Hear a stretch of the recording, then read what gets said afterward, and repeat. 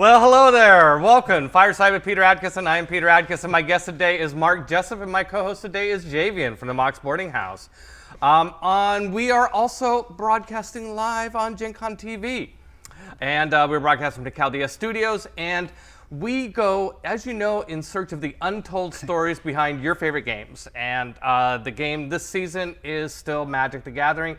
And I can promise you, we have some stories today that you certainly did not hear from SCAF or anybody in R&D or anybody in sales. We got a guy from marketing, like straight up the middle, badass marketing. So with Mark Jessup, it's going to be a great show. Mark, thanks for joining us today. Thank you for having me. I'm very honored.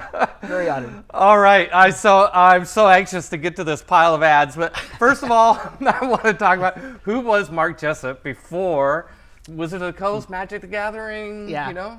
Well, so I got my start prior to Wizards of the Coast. I was working. I graduated from UW, and I was working at a furniture store as a furniture sales assistant, not doing advertising, which was my major. And I had been doing that for a while. Not sure. This is the '90s, so we were slackers back then.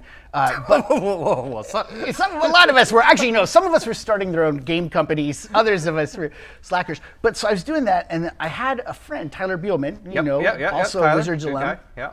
And he contacted me. He was working at the Science Center as well. So neither one of us were doing quite what we wanted to do.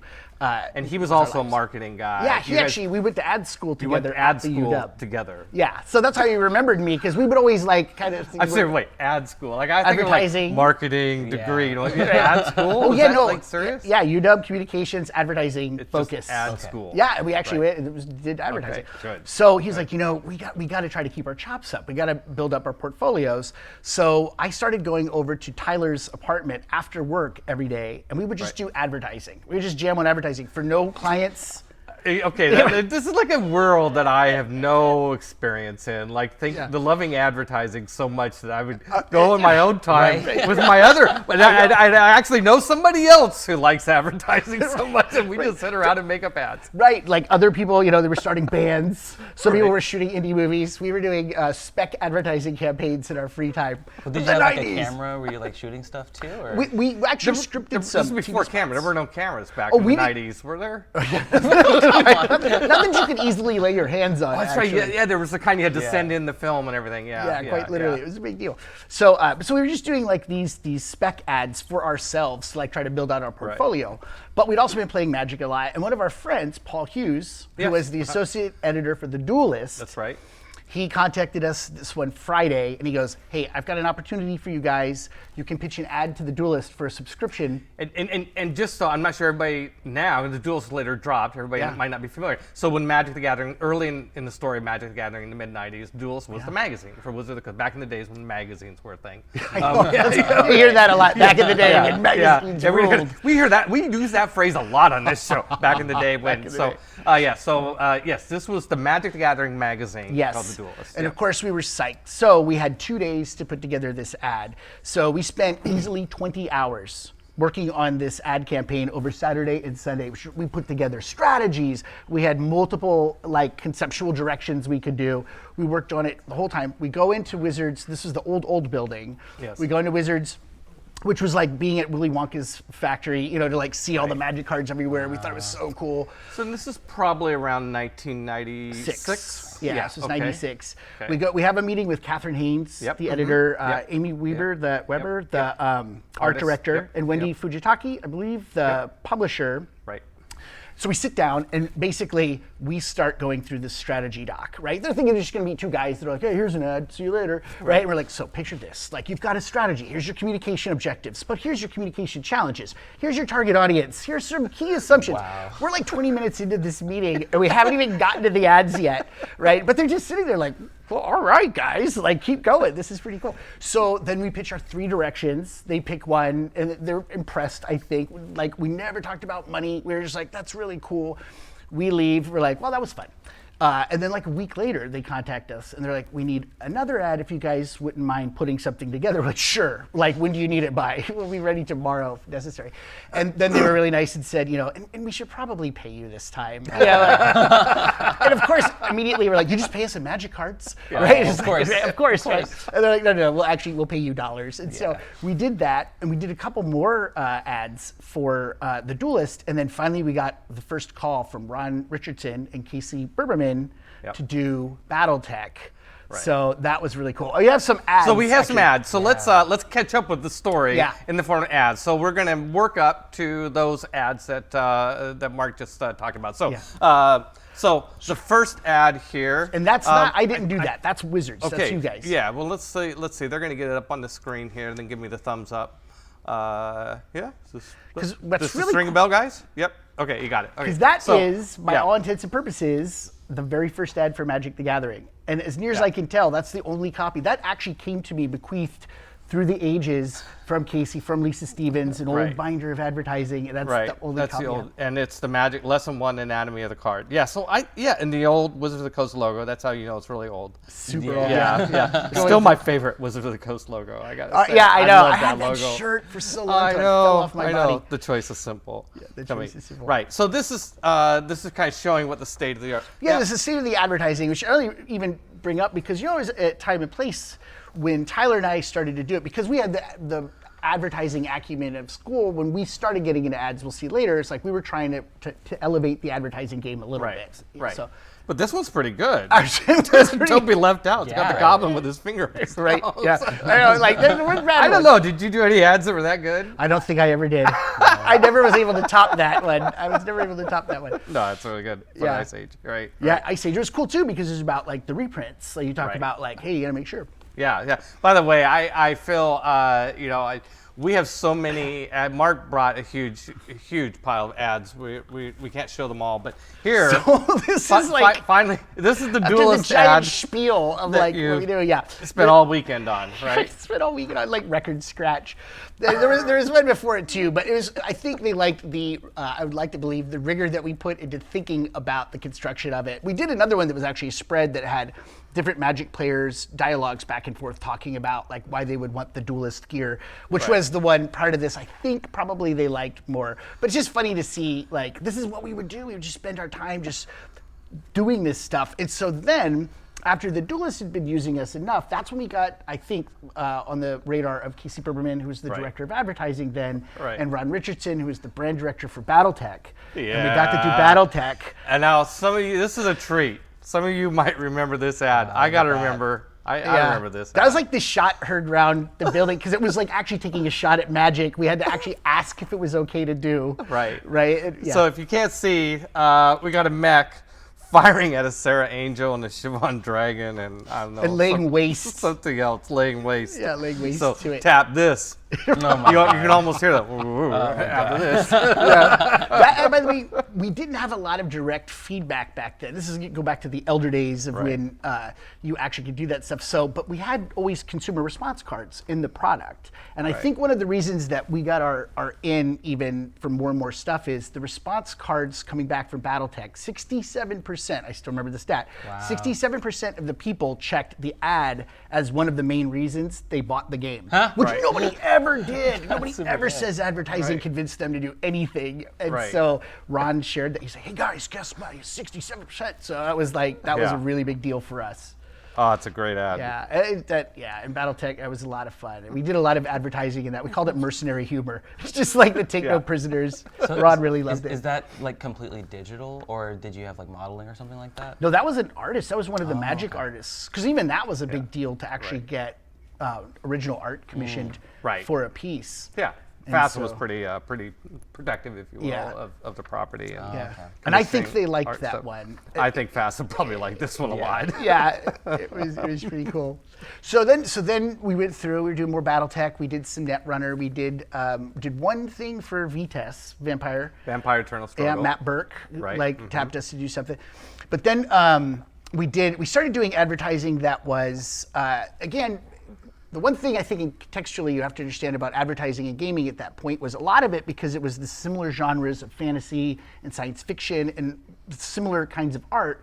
If you just kind of flip through a gaming magazine like Inquest or Dragon or The Duelist or Scry, a lot of the advertising just, it looked the same. Like, and we would do visual audits where we would just flip through and be like, tell me what stops the eye, what stops the eye. And there wasn't a lot. So one of the things that Tyler and I did was to try to elevate Wizards' game in advertising to stop people. Now, to do that, though, and then to argue the product benefit really succinctly. But in order to do that, sometimes you went off the beaten path and did concepts that, would stop the eye. But I think, like, at first, it was shocking to some people to see, some of the stuff we did. So enter Exhibit A, which... oh, this one, yeah. Yeah, and this was another infamous ad. There's another ad for you guys to pop up here on the screen. Yeah. So that one was for a starter set. You were supposed to give it to your friend, right? To get them into Magic, right? And so the idea, I was like, and there's so many things that I get why it would alarm people in the building who had not up until that point really thought about doing ads like that. For that special someone, the Magic the Gathering Quick Start set. Actually, this might be the one that Jonathan worked on. I think it might have been the Quick Start set. Yeah. The one who deserves a few lightning bolts and a couple poison counters. Rivals is the perfect gift for someone who has nothing. Simple yet elegant. This Quick Start set is a great way to let your pal in on the action. Yeah. Rivals for a game for a lifetime.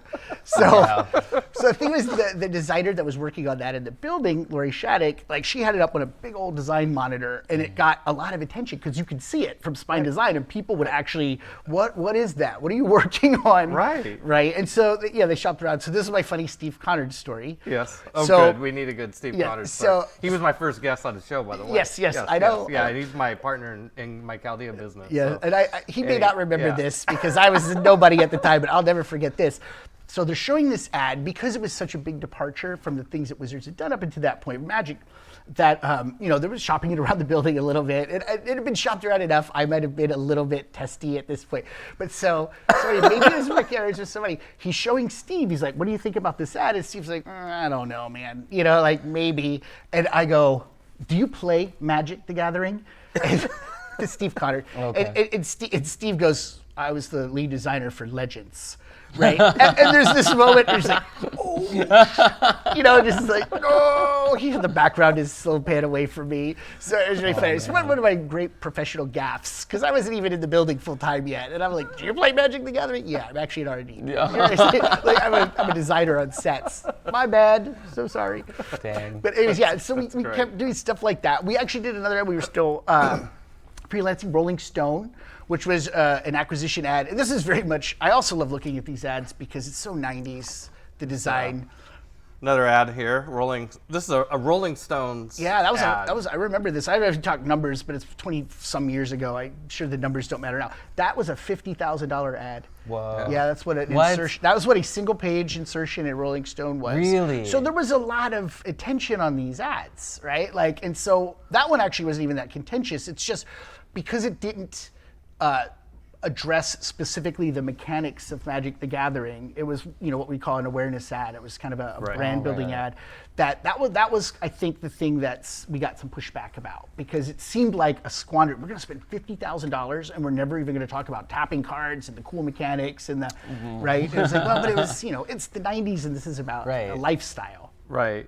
So you mentioned that when you came into Wizards, you thought a lot of fantasy ads looked kind of the same. Can you explain that to us non-ad people? Like, what do you think that means? Like, well, first, just in the genre, like, fantasy was obviously one of the dominant ones. So people were using a lot of the same tropes of, like, warriors, dragons, like creatures, or sci-fi, similar kinds of things. And so if you're just like flipping through what the key selling point was, or what we would say the unique selling proposition, Magic was not something that just came through necessarily. It didn't necessarily argue a case beyond, this is a cool piece of art available now, right? Or it would say the one neat thing about the game, but kind of buried in these visuals that if you just looked at them all together, what we would say is visual clutter. It wouldn't break through the visual clutter of every other ad. The other thing is, I was thinking about this on the drive over, and this is like with great respect to all of the artists, at that time, you remember there was only so many outside of Magic, only so many artists that were really good enough to be competent freelance artists. So a lot of role-playing companies especially were using some of the same people to do their marquee art. And so then they would use it for their ad, which was cool, but then you even had similar styles of art actually across different companies and products. Right. So that's what I mean, what we would try to do is use a visual that would actually stop someone and then very quickly argue the case for why this is something that you should actually do.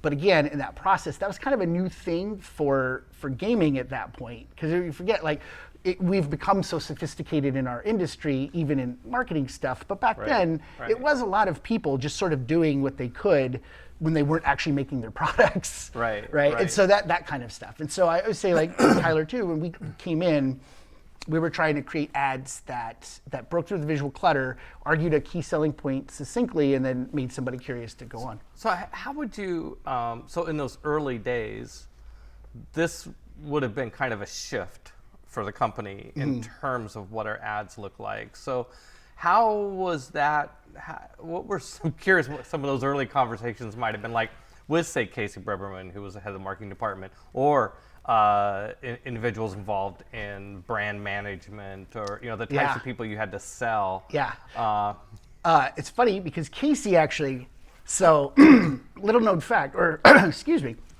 little known fact, maybe not. Casey actually went to advertising school. Tyler and I didn't know her, but she went to the UW and was also an advertising major. She graduated the year before us, so she was one class ahead.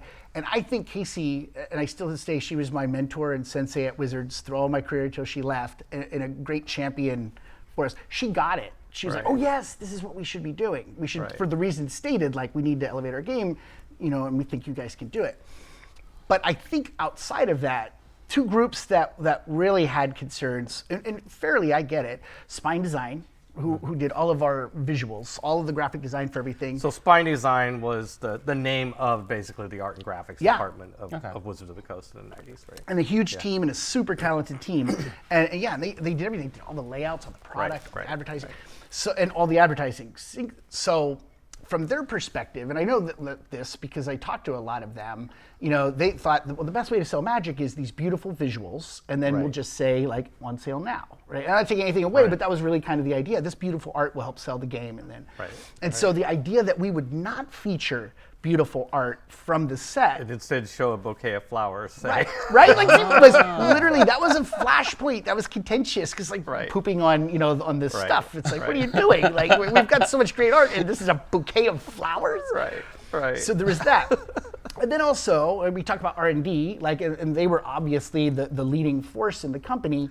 But it's a 3/4 flyer that doesn't require mana. Yes, and that actually is an adage that's bigger than this. Is a lot of times you talk about, sometimes engineers are the best people to sell their own product because they're so in it that they actually know all of the elegant reasons they made these decisions, and this is what we should really be selling. And then these ad guys come in and they reduce it all down, to this flippant visual, and they're like, oh, you're not even talking about the elegant mana curve and the design ballots and you fools.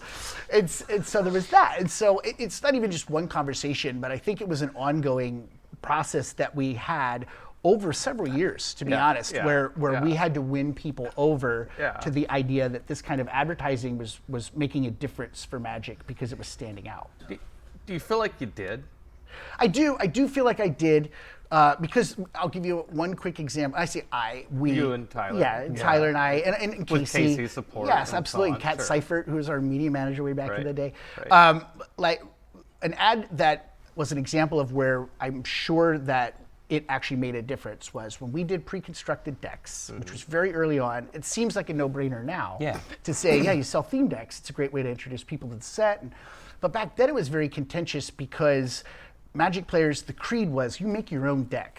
And if you don't make your own deck, which was part of it, if you're a Magic player, you make your own deck, that you come to the table with your own deck. Kind of like you don't come to a Games Workshop tournament without your own painted minis, right? Right. But I never do. I know, it was back in the day, right? There's this certain creed about it, And so at the very least, you would get a deck list online, but you still put it together yourself, no proxies. Right, and so the fact that Wizards would be selling these decks now that were designed by R&D and they had all the cards ready to go the fear was we were undermining that value proposition that you're a deck builder, and that now players would be ridiculed if they showed up to the table with a pre-con deck. Nobody would want to use them because it makes them look like wimps. Right. So we did this ad where we didn't using the art. We were concepting it. It's like, but there's lots of things that people, don't want to make themselves. That like you you might have the time to do it, but you just want to just get it done and do it. And the thing that we hit upon was like pizza. Would you order pizza before a game night, right? If the guy shows up to the door and he's like, here you go, with a mound of dough and some sauce and a pile of cheese, you'd be angry. You'd be like, what the heck is this, right? Like, I just want a pizza. I got other things to do. I know how to make a pizza, but I ordered a pizza. And so that was actually the visual we had, was of a pizza guy, right, with the box open and all this stuff. And the headline was, sometimes you don't want to make it yourself. Yeah. Oh, right? Wow. Nice. And then the copy talked about, these are decks done right? Done right now. And it made a difference. I really do think it kind of changed the conversation and the fear from this is something that a weak player would use to this is something a shrewd player would use when they want to play and they don't have the time to do it. So you mentioned finding deck lists and stuff online. Was there like enough of an online presence at that time that you could like advertise there too? I think by the time we're talking about, it's funny because it's hard to harken back to that early there was a internet. huge online presence, but limited ways to advertise online. Yeah. Right? Oh, Because before Google search engine optimization routines and Facebook, social media. We were all connected online and talking to each other online and stuff and chatting in forums. But you couldn't. Most of the places that people talked about magic in the early mid '90s online were places where you had conversations. But you couldn't advertise there. Right. And so we had sort of indirect promotion by we had some really interesting promotion actually by having net reps in all those places. Right, but but not actually doing it. So, but I want to say that I don't know if you and Tyler coming into Wizards with all your ad stuff. It was great. Oh, thank you, Peter. It was fantastic. Your presence was felt throughout for the good building. and ill. Not to because thing is, you guys came in, you had all this great ad background and education, but you had these great ideas. You get people laughing. That's always good. Right. You're really smart in how you articulated your ideas, very quick-witted. You could defend yourself. Like you could defend but in ad things. So you talk about, I don't remember like ad clutter, but it's things like that, like visual clutter, all these types of stuff. You and Tyler would talk about this stuff and everybody else is like, well, hell, we don't know. You couldn't. You had an impact because you were so creative and so funny and so articulate and well thought out and it was great to work with you guys. Everybody liked working with you guys. It means a lot. Thank you. That was it's true. It was a funny time because another thing that was interesting and hard to imagine in today's even today's Wizards, but you didn't have to use marketing back then. We were a service group, and so if you were a brand team, if you were OP, you did not have to use the advertising team to do advertising. You could just go, you know what, I'm just going to grab a designer, we're going to do it, it's cool. We had to actually go around the building and pitch our services and really build up this reputation that you'd want to come to get an ad done by the ad team as opposed to just doing it yourself. So that was a big part of it. All of our pitches were also a little bit selling us. Yeah. When Casey, her going away, when she finally left Wizards after so many great years, I gave a little spiel. And one of the things I said from those days was, I'm like, people didn't always believe that we could help them, but they really believed that we really believed that we could. Wow. And that was really, it was like that moment where, to your point, it's just like we were talking about your advertising and here's what we can do, and slowly people are like, well, okay, you seem pretty passionate. Well, I'm looking out of the corner of my eye this next ad. I'm going to set that up a little bit. There was culture, a culture at Wizards that was predisposed to not trust business people or business professionals, people like marketing, I think advertising, totally anybody that wasn't really a gamer. I mean, you and Tyler were gamers though. Which I think was greatly aided us in being able to go out. Right? Yeah. So do you remember encountering any of that sort of thing, like Yeah. sort of like like the same type of energy? I know people like Brian Lewis and Jeff Christensen, people that were in legal and the entire accounting department, Right, yeah. you know, suffered from this sort of like people like, well, you know, this is, we're not suits, you know, that sort of thing. Did you encounter much of that? Oh yeah, for sure. Because I mean, let's be honest, advertising is not something. You're joking about like, wow, people just grinding on advertising, right, as opposed to other things. That's true. I mean, I don't think that, especially like in the sensibilities of the '90s, advertising was sometimes viewed askance. So like even when I said about the consumer card from BattleTech, that was such a big deal that 67% people said that because, like I said, nobody would admit that advertising influenced anything that they did. In the building, there was a lot of people that would say, well, you're coming at this, the fact that we would talk about a target audience, Right. that seemed really aggressive, doesn't it? Yeah. And the fact that we would talk about, and the fact that we would talk about these challenges in psychographics, Yeah. this sounds like psychology, weirdness, you sorcerer. It's like, we're But not it was going to necessary. Well, it was. I mean, so that was the kind of the surreal thing for us sometimes, I think, not speaking for Tyler, but where we would commiserate about it was, in those early days was we were just trying to do the best thing for the company using the tools that we knew would work. Right.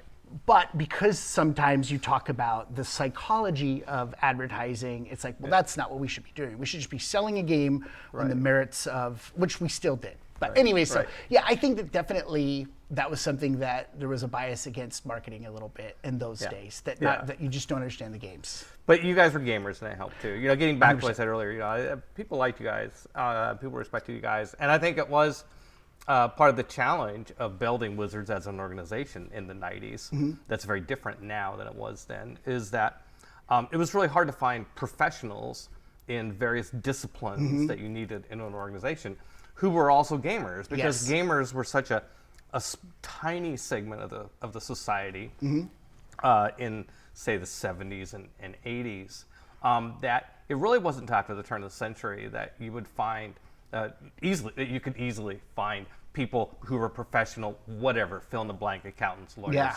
marketing, advertising, in all these different fields, primarily in the video game industry. You could start to eventually, there's a lot of people out there that also know games. Yes, that was a really big seismic turning point. I see even 2000 when Pokemon, which we'll talk about, it had built so much awareness, and then so many other games were able to. I think it just elevated gaming culture for sure. Yeah. But I remember that because even when I would eventually go on to lead the marketing creative team, when I would try to find people for the team, we would get people that had high professional skill but no understanding of our games, and that was tough. Or we would get people that were super fans of the games but didn't have the chops. And that was so common. It was like either or in so many times in hiring. So, all right. Sorry. Yeah, go ahead. Sorry, my bad. Do you think that there's like a point where you saw like a huge increase or like a spike in terms of like not only like viewership, but people who actually were gaming more often? Yeah, I actually still say, as much as Magic did for things and D&D before it, personally, I don't know how you feel, Peter, but I feel like Pokemon. Was really the seismic shift. It introduced an entire new generation to trading card games, which then Magic would be the thing they would graduate up into, and it pulled so many young people into game stores. I was even thinking that I think Pokemon is the best thing that ever happened to Magic the Gathering. Really? Yes. Yeah, I totally agree. And hobby gaming. Magic itself, Richard, right? But hobby gaming.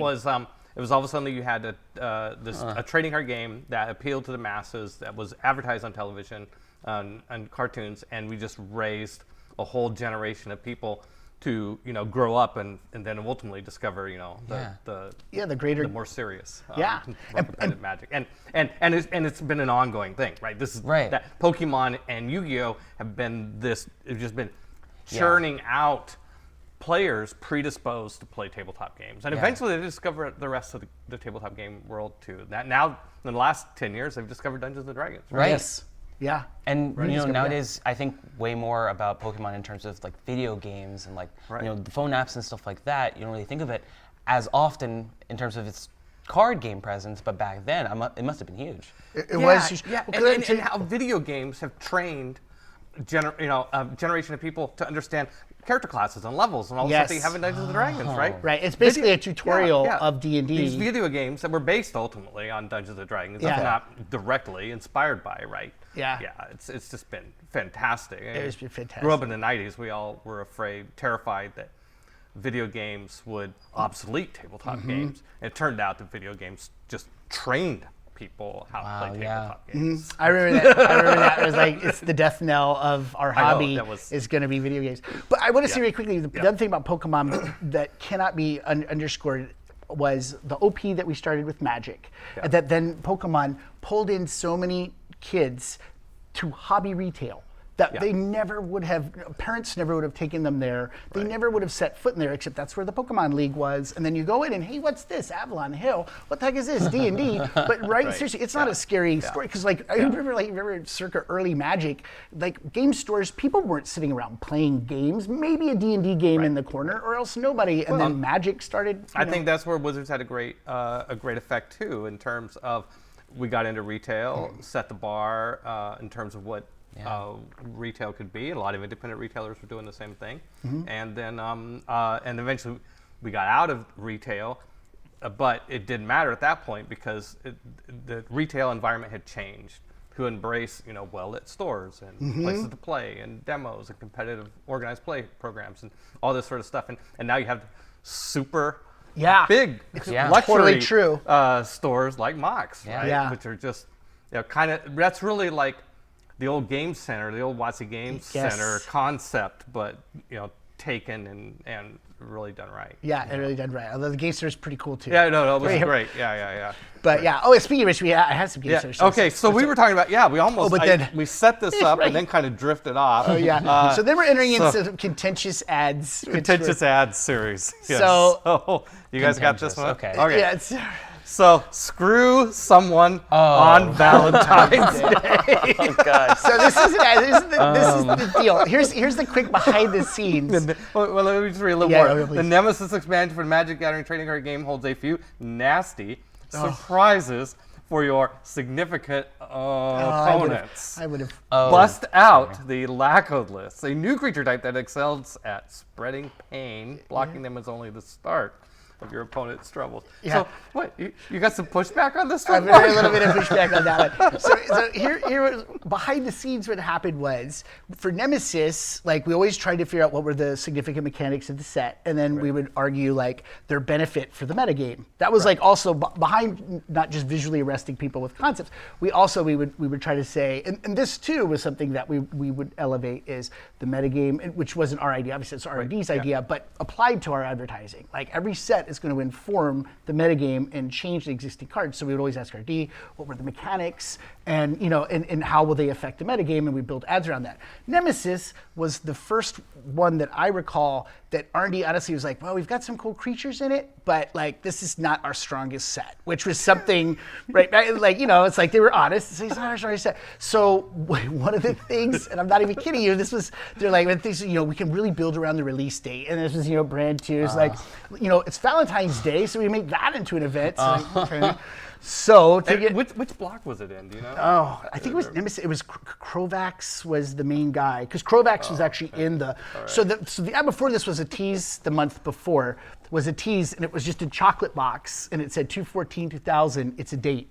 Okay. And then this was the February one. 14th. Yeah, February 14th. Yeah. And then this was the one you open up, screw someone's on Valentine's Day, which got people's attention. I mean, yeah. Right. And then we talked about those things. So yeah, like I said, it got people's attention. But the funny thing is, I know where you're going with this, is Wizards had a great culture of everybody keeping everybody accountable to our core values. That was something that was really really interesting way to say it.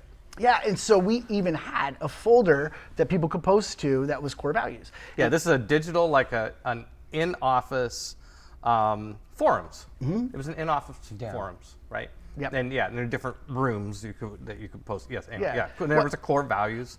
What are you like what are our core values, and what have you seen that does this reflect our core values? Yes, and it was one of the exam. I know this. One of the most terrifying things is when something you did got called out in core values, but it wasn't part of life, at Wizards. But it was cool because it was a conversation we could have together. And this, what I remember, like seeing it, like the morning coffee, like screw someone on Valentine's Day. I'm very disturbed about this, and so but then there was a long conversation about it. So So where did the ad actually show up? Like, where were you placing this? Again, those print magazines. It was like, gosh, Back it in was the days of print magazines. yeah, Probably so Inquest. Scry.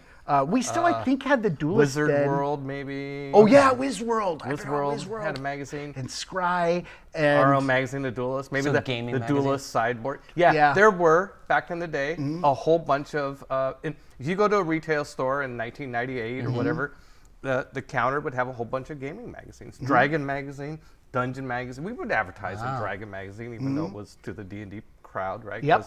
all 'Cause there's a fantasy, lot of all crossover there. fantasy. yeah, there was actually a period of time right before I think we acquired Wizards. GURPS, Steve Jackson Game, they had a magazine. Oh yeah. The Gamer. The Gamer, yeah. Yeah. Yeah. Is that right? I think, oh man. Scott Herring was. I remember it. I remember us having a large list of magazines that we would go in. And another thing that, when Wizards had so much success with Magic, there was a little bit of pushback from the industry. Maybe some people were a little salty about that meteoric success. But one of the things that also came out of that was that Wizards really propped up the publication Well, and I was industry. sensitive to this. I told the marketing department, Casey, Lisa, I said, the very least we can do is share the wealth a little bit through advertising. I want to advertise in all these magazines. I want them all to be happy with Magic the Gathering because they're making ad revenue off of it. Yeah, and they did. I mean, that's the thing is really Yeah. like that was Wizards was a huge Oh yeah, we revenue paid stream. at least. I remember it was into the 6 digits worth of just print advertising Yep. costs every year. Yep. So anyway, so that was one, and then there was one other one, I guess, and then just talking about like the days of the contentious ads. This is for Portal. Next ad I like here. this one. I really like this one. So see, this is one of the things. This was for giving the gift. You got of this one, magic. guys? Yeah, this was giving the gift of magic to Wake friends up. who didn't know how to play. And this, that's worth reading. David doesn't have long to live. David doesn't have long to live. Right? It was one of those old, like. And only you can help. This is David's first game of Magic, and he's about to be crushed. The ugly truth is set in. Oh my God, I remember this ad. David has no clue how to play Magic. He tried to block a fireball with Mana Flare. He declared his enchantments as attackers during his opponent's upkeep. Portal was an introductory Magic set designed to give the Davids of the world a fighting chance, blah, blah, blah. Yeah. But so even there, you're like, if you see the copy, that's part of the reason why people did. It's like that was written by people that clearly know how to play Magic, and we were speaking to Magic players in their terms. It wasn't like some ad person coming and picture this. But the other thing was, obviously, it was playing off of, a concept of like an at-risk person doing it. So again, it was the 90s. The it war was on drugs. Yeah, right. It was funny. But that was the only ad I think ever that Scry actually refused to run. We had to come up with an alternate for it. It was wow. like, Wow, yeah, really? they're like, we're not going to run Yeah, this ad. I think I remember Joanne calling me up. That was it, yeah, and telling me, She was very concerned. Yeah. Anytime she had a problem, she just called me.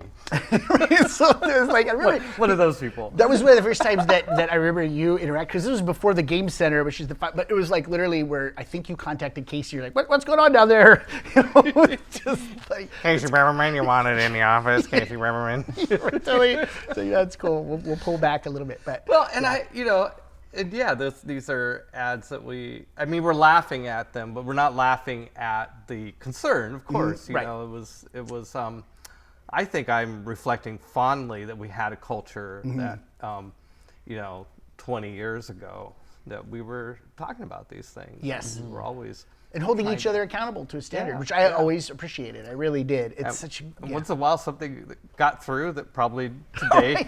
There are some things I probably would pull back in my older age looking at things. But it's hard to say, 26, But 27. I think when you're in advertising, you're not, if you don't, you have to push the edge. Yeah. Yeah. Right. Yes. Just like artists have to push the edge. Yeah. I mean, there's certain fields where comedians push the edge. Yes. Critics push the edge. It's just comes with the territory. And if you never push it too far, then you're probably not trying hard enough. Right. Right. And there was definitely those moments. Screw Someone on Valentine's Day was one of those moments where when we wrote it out, it's like, oh God, can we really do this? We're going to pitch it. We're just going to see. It's like right up there on the edge. We do it. But yeah, this was 5th edition. Okay, so this doesn't seem that controversial, this- but it is funny. The reason why this one you talked about, like, so this was a great example of where, honestly, R&D, and Jonathan Tweet still gives me crap about this ad. Because of what it embodies. Still no gum. That's what the ad says. Right. And so, because this is an example of, what are you guys doing? We have this greatly balanced set. We've done all these rules revisions to make it play better, and this is what you're doing. But so the behind the scenes was, 5th edition, there was a big concern from the player community that the new edition was going to change the fundamental aspects of what made Magic great. Right. So we were trying to assure them that no, all of the things that are being changed are actually to make the game better. The things that you love are still the same. Right. And that was the big deal. And so this is a thing, I believe this was a thing back then we encountered certainly, is you play Magic because they came in booster packs that were just like baseball cards. And believe it or not, like a game coming out of baseball card packs, that was totally new. Right. And so when you would play, Magic, like people would say, is there gum in there? Like that would be a thing, you'd buy a pack. I mean, I just assume everybody knows that, but maybe younger people today don't know that. Do baseball cards still have gum in them? Oh. I have no idea. That's I don't think so. I'd have to buy some. No, people. Okay, in case you didn't know, a helpful service announcement here. Remember, you heard on Gen Con TV. Right. Back in the day, baseball cards had gum, and you would buy the cards and get the cards and eat the gum, chew the gum. Yeah. Swallow the gum, whatever. It's like an extra perk. Put gum in your sister's hair, whatever. Yeah. And and I got so sick of all the time. I mean, early '90s, everybody. You're gonna put gum in it now? I would get this so often. Like, do you hear this, haven't Jonathan? Heard that one before. Right. I'm gonna tell Jonathan, thank you, Peter, thank you, because this is like on through the years, still no gum. Like, this is the hypothesis of our advertising, but that's why we were basically we were relating to Magic players that's a thing we would get when we would buy our cards. That people are like, hey, is there gum in there? It's like, nope, still no gum, still the game that you love. Actually, Twitch chat had a question. What flavor of gum do you think you would have put in if you did? Oh my gosh. I'm sure it's got to be something absolutely I did crazy, tell someone once, because I got so tired of hearing that, I did tell someone once, like, oh yeah, we're about ready to announce a license with Bazooka. We're going to have Bazooka gum. I mean, because if you're going to have gum, it's got to be Bazooka. It's got to be the king of, Be so, if we're going to do it, we're going to do it right. We're not going to have that really horrible, yucky gum that actually came with baseball cards back in the day. It's going to be Bazooka. Which was pretty terrible. Okay, great. So, terrible. that's pretty bad. So then I realized I'm looking at the clock. I'm like, oh my gosh, because I still have to tell the MTV Beach House story. Okay. So basically, then we had been doing all this as freelancers, and then we had finally got up to a point. Well, except for the Screw Someone on Valentine's Day, that was a little bit ahead of the curve. But the rest of the stuff.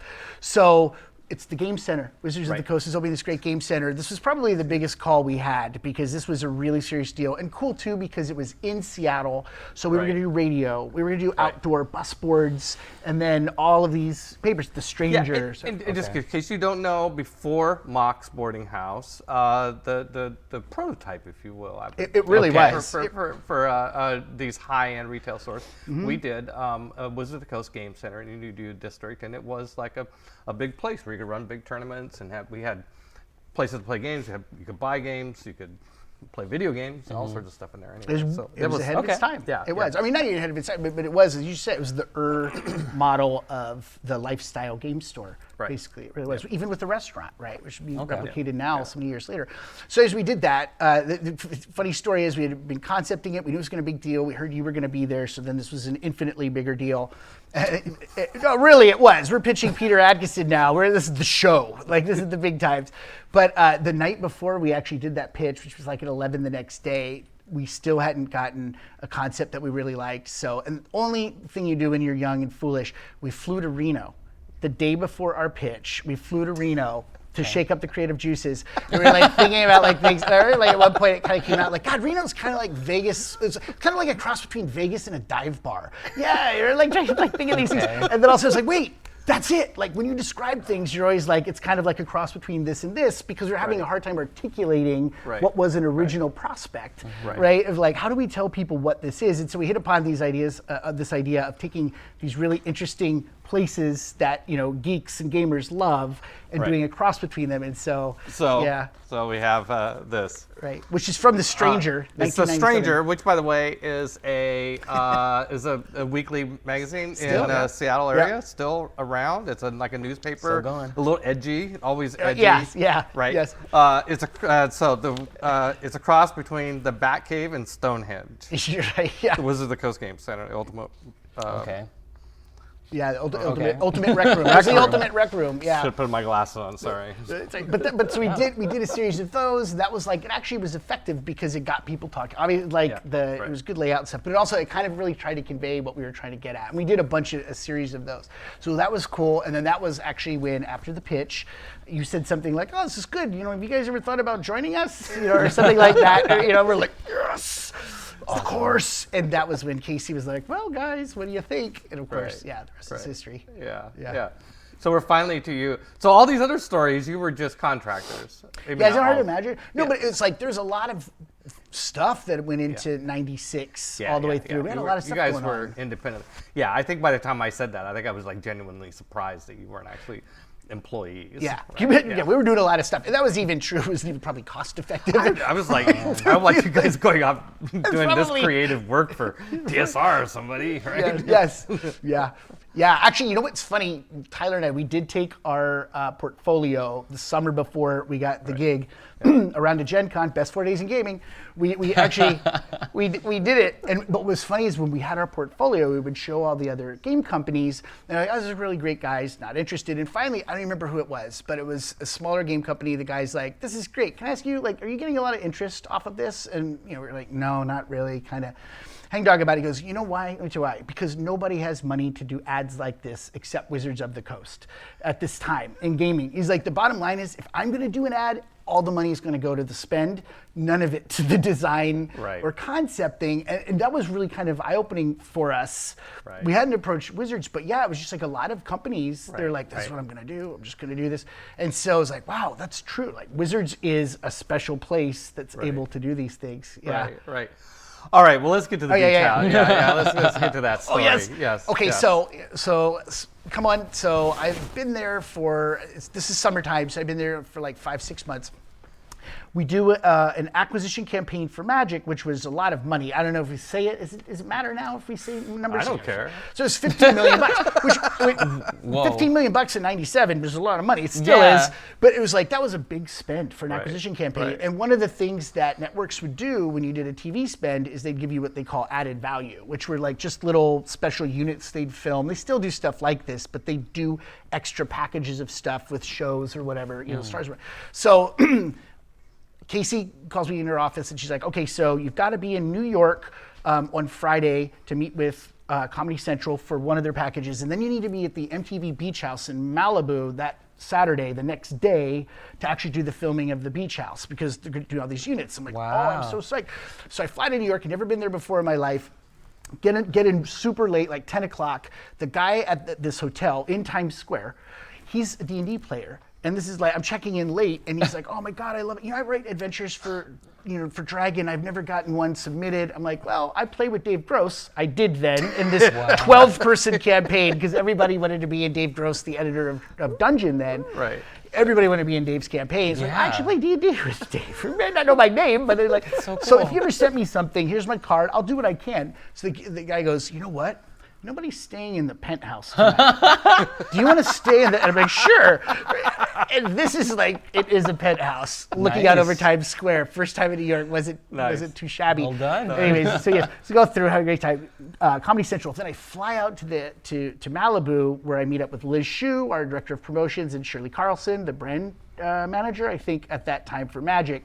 We go to the Beach House, and it is the most surreal shoot experience that I've ever done. Does anybody is the Beach House still a thing? Is the Beach House still a Yeah, thing? no, It's absolutely. a beach. Yeah. Is a People beach- have, If like, I had one, everybody it has would be a extra thing. things they don't need. God Beach House. Woohoo! There we go. Spring break is very much still a thing. Okay, yeah, well, so this is the MTV Beach House. They would do this show, and it was a big deal over the summer. It's, again, 97, so it was a big deal. But what was funny about it is they always made it look on TV like it was this giant party that was happening. It was blowing off the doors all the time, and that's not true at all. all. They actually had 3 shoots going on, always concurrent. And so they would just cut to them. And when the one was shooting, the other 2 locations had to be utterly silent.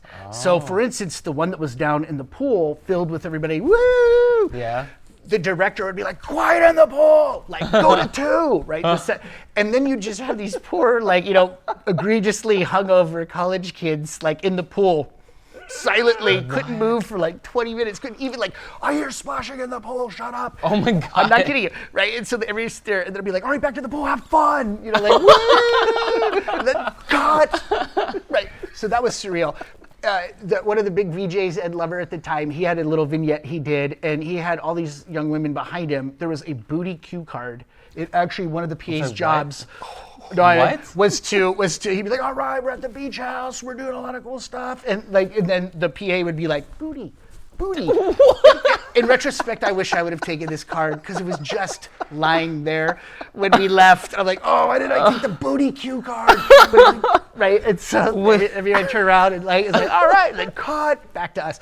So meanwhile, back to the Magic the Gathering guys. So you've got this is here. You've got the pool party. This all makes sense so far. Oh my God, you have the pool party going on. You've got Ed Lover doing his thing with the entourage, and then you've got the Magic the Gathering tournament going on at the top deck, and they have all these young beach-bodied gods, young people are not your typical Magic player at that time, and they're all supposed to be super into this tournament. And it was like Sean Hammer. I actually can't remember all the pros' names, and I wish I could, because we had 4 float in. They were great sports about it because it was a long day. Sean the Hammer, John Finkel maybe. No, John wasn't there yet. One of the Justin guys had Gary, dyed his hair dark green, and the Malibu sun by the end of the day had bleached it out to a pale lime.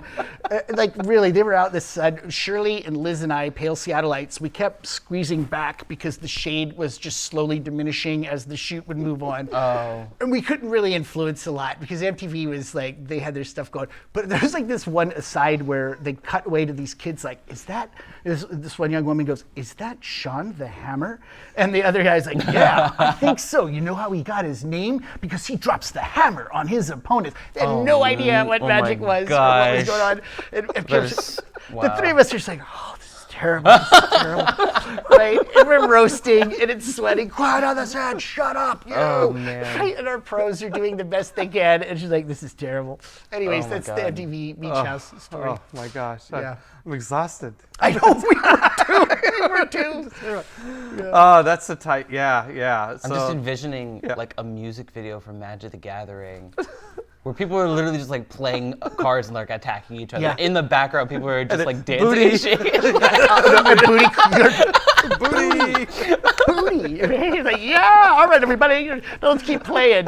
Right? And they weren't even playing a real game, of course, because they had to cut so often that they were just. Oh my God. That was Okay, we have a couple more ads here. Oh right? yeah, okay. Don't we have a? There's just some D&D. I'm gonna take a little peek here. Yeah. Oh yeah. This is good. So you didn't just work on Magic the Gathering? No, this is a big deal because I will still remember 4 months after I started in '97, we acquired TSR and Five Rings Publishing, which was one of the coolest moments in my professional life. Mine too. I told you this when we were talking on the phone yesterday. Like one of the coolest moments. For some reason, I went to lunch with Lisa that day. Probably to talk about the Game Center marketing, and she was so excited about something, and she wouldn't tell me, but she was all aflutter. And there was rumors that maybe TSR was in play, and so finally we're walking back, and she kind of is like, you should talk to Peter, right? And I had never. Everybody knows the biggest leaks are at the top. Right. Yeah. Well, you had a great open door policy. This is when your desk was actually just in that open corner. Yeah. I was just out at a cubicle. It was a great thing. Peter always you want to come and talk to me? I'm right here. So I did. I took you at your right. Yeah. I walked up and I'm like, Peter, is it true? Are we really, is TSR? And you were like, totally excited. No, we're not. I cannot confirm or deny anything, but maybe. Yeah, it was so cool. So anyways, and then to have all of them come into the building, and Five Rings come into the building, it was just confluence of just all these passionate people doing all these different games. There was so much stuff, new stuff to do. Right. It was super awesome. So one of the first missions was TSR had a lot of product, they had to get out the door because they hadn't been quite doing that for a while. So, when we would go out then as the ad team, again, we had to prove our chops. And I think more so even in some ways to those guys because they didn't know us as anything but the Magic people. Sure. Did we really know What do you guys know about Dungeons and Dragons? Right, and I have to say, like, I've played D&D all my life. And it was like, it was one of those things where I'm like, let's talk, right? Like, meeting with Sue Cook and like, is Dragonlance? I feel like, she's like, yes, that's true. And we would just kind of go through these things. She was the brand manager of Dragonlance, first came over. Right. Yeah. So anyways, I think that really helped. It's like, I love Dungeons and Dragons as much, and of course everybody in the building really, a lot of people did. And so I think that assuaged their fears a little bit that, okay, maybe these people are passionate. They're going to do the very best they can. So go forward to TSR's silver anniversary, D&D's silver anniversary, 25th anniversary. Yes. We had to do a year-long campaign. We had $10,000 for the creative budget to do monthly ads with like all of the products that we were listing. And so the idea we hit upon was, instead of 25 years, let's say that D&D has been around since the dawn of time, right? Like people have always played D&D. People always have played D&D. Sure. And so we did this series of things, was D&D through history, all these famous moments. Oh. So you have right. So like that's Rob Dalton, who was copywriter for the team. 1785, Thomas Jefferson amends his Constitution. His Constitution. Do we have the? Oh yeah, right. Yeah. Want to do this one, Dan? Yes. Okay, So this was the one that kicked it all off. Right. The first roll to hit. The first roll to hit. And we were a very scrappy team back then. Which one's you and which one's Tyler? Oh no, right, no. See, this is the funny thing is, this is actually that's like Sean Glenn, one of our art directors, and Keith, I can't remember his last name, but he was in IT. Somehow we convinced these guys to dress up as cavemen. Sean was actually the art director on the campaign. He had no choice.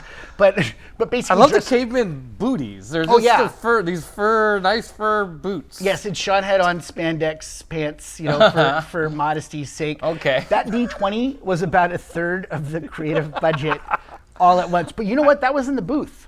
That's how we actually justified that for years afterwards. That's where it came from. That's where it came from. Oh. That D20. Do you remember it? It was at our Gen Con I booth remember it. I paid to store it for years and years and years. Eventually, I don't know whatever happened to it, but it was part of the. Gen Con ended up with it. Yes. So when I acquired Gen Con from Wizards, I got the die. That was the and D.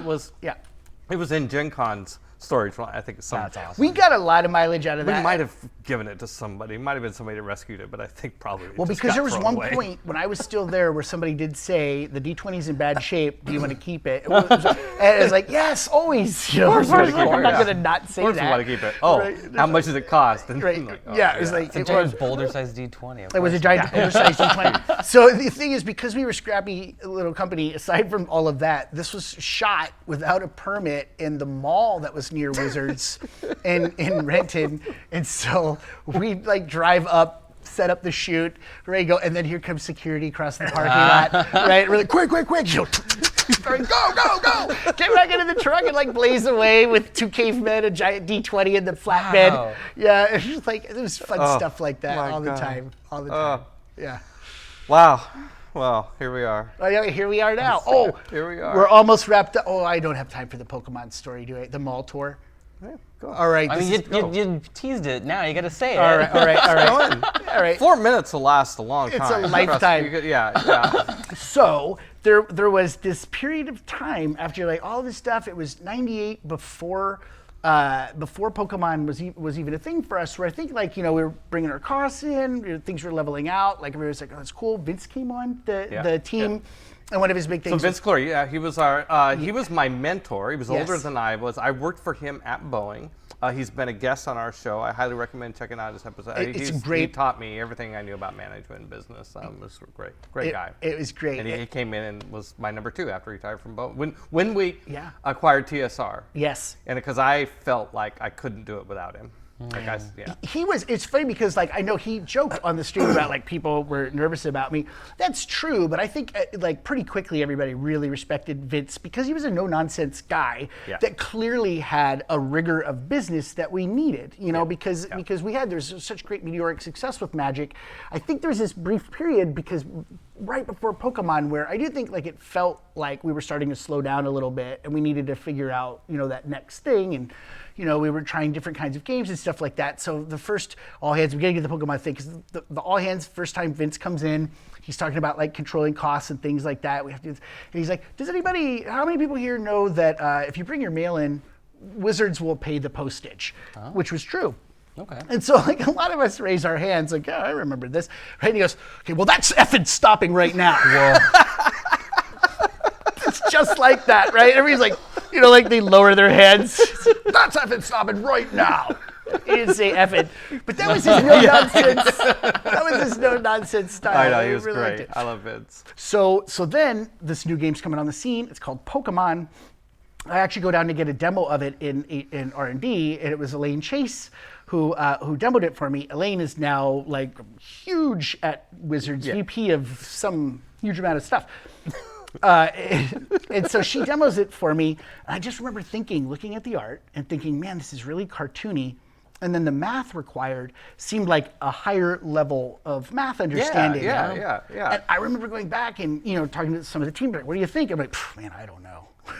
I had the same reaction, Mark. Like when it was pitched to me that we should do this Pokemon thing, I was like, well, first of all, what's anime? Like nobody at that time in America, it was a very fringe sort of thing to like anime. Of course, there were a few people, but most people didn't care about anime. And then the rules of the game were targeted at teen level, and the story and all the characters, to me, felt like targeted way younger than that.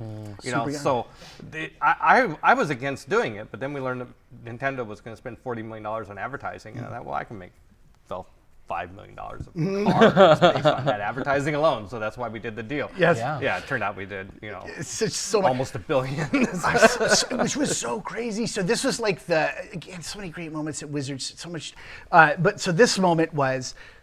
We did a little bit of marketing. The promotions team put together this great mall tour, and the very first stop, I believe it was the very first stop, was in New Jersey. Right. And so it's a little, mom and pop shop in New Jersey. No, it's at a shopping mall. This is critical. It's a small game store in a shopping mall in Jersey. Right. That happens. Monday I come into work. The person who was heading that up in Jersey, she's really upset. And everybody in the promotions team is around her. Diane, what's going on? Are you okay? She's like, oh, it was awful. It was like so traumatic. It's like, what happened? The fire marshals came. They shut down the event because the crowd was so big. And I'm like, what? Like people were banging on the glass outside. They were like wanting their promo cards. And then I know this is traumatic for her, but I'll never forget. She goes, one mom said she was going to cut me. Oh my God. If it's in Jersey, right? It was going to cut me if she didn't get a promo card for her son. And it's just like, oh, that's awful. That's great. That's terrible. That's so good. And that was I really felt like that was a moment. I'm like, holy crap. Like maybe this is a thing. Maybe this is a thing. And of course, then it was a thing. Oh my God! So, like, this mom was gonna cut that's me. really horrible. Well, I think Yeah. I think I remember when I was doing a little bit of research on like the history of gaming. Pokemon really caught on with the video game because it encouraged trading. So people were actually like connecting with each other to like, I want this one, I want that one. And then the trading card game did exactly that as well. Yeah. I'm trading cards because I want this kind of Pokemon. I still need this evolution, that kind of thing. It had a very clear brand messaging and stuff like Yeah. that. So, hey, we're out of time. I want to ask you one pair of questions to close on. I started asking all my guests once I figured out it might be a fun idea. So, thinking back on this ride at Wizards of the Coast, all your time there, what do you look back at? Like something you really what do you hold on to still from that era? And what were you happy to leave behind? On the other hand, what did you take with you from this experience? For sure, the people and the culture at Wizards and the things that we went through is something that I didn't even realize how special it was. Right. At the time, the adage of youth is wasted on the young. I don't always agree with that, but I will say that time was so special, and because it was like my first gig, I didn't realize how profoundly special it ended up being. The people were incredible. There's so many characters. It was so cool. I know you had Jefferson on, and he talked about the goths. But at our all hands, they would have high tea with a full silver, like an actual set. Do you remember this at all? Like Rias and they would be Jill Perky Goth. They'd be walking with their tea set into all hands. Imagine seeing that for the first time. You're like, wow, what is going on? Jefferson with his Mad Hatter hat, and they would just sit there with their tea service, you know, and Jill with her umbrella, and Julie with her umbrella. But it's just like there's so many cool things, and then the people, you could sit down and have a meaningful conversation with somebody like at any time, even if you didn't know them, you would by the end of the thing. Paul Randall's was so great. He one time stopped me in the hall when I had just been there for a while. He was like, "Hey Mark, do you have a moment to play test something?" You know, I'm like, "Sure." He goes, "Okay, well, let's sit down." So he sat down in the middle of the hall off to the side, and he just pulled some people walking by. "Let's play test this really quick." And it's like, okay. So anyways, I will always take with me the people and the culture and the moments and just the genuine fun that we had. And I know this has been said before too, but even the fact that people stayed so often there, it really was kind of our social life, which you know could sound bad, but it wasn't actually. It was incredible because we were all, most of us of a certain age, late 20s, early 30s and mids. And you know, it was just the place we wanted to be and hang out. And so, you know, it wasn't all work, it was a lot of play too, and just it was a really fun time. So yeah, I always will take that with me. Those big moments, those crazy things we went through, and those people. What I was glad to leave behind, that's a difficult question. I think the only really thing I think is the reason why I ultimately left Wizards was I honestly felt like I had, and this isn't even like a negative thing, I felt like I'd said everything I could say about our products. Because, you know, Magic I had been doing for so long, D&D, and just everything.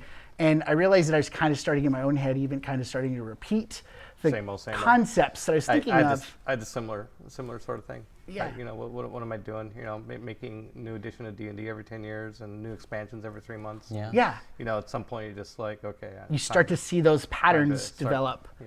Yeah. And obviously there's a lot of people that have been there still that like, so, you know, I get it. Like you can do it. But for me, I think I was ready to just do something different. That's right. All right, well, thank you. Yeah, thank you, Peter. Thank you for being on our show.